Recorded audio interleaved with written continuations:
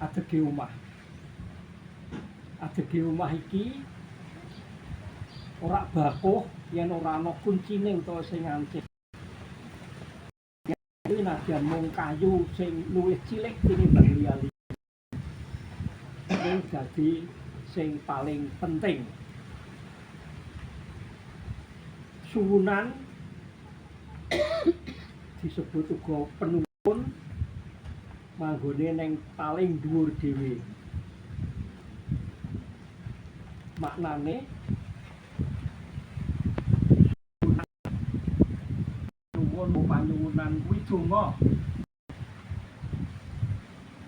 Donga lan pakaryan utawa makarya nyambut gawe kuwi mung siji. Donga kuwi ya makarya, makarya kuwi ya donga.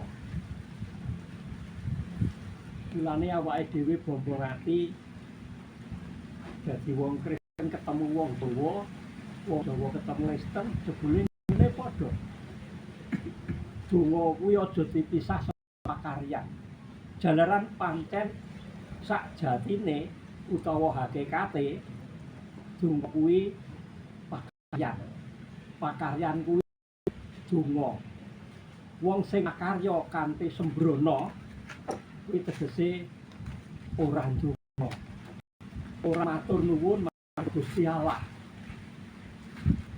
Makarya kanthi tememen kuwi tegese oleh makarya kuwi dongane nggone matur nuwun marang Gusti Allah.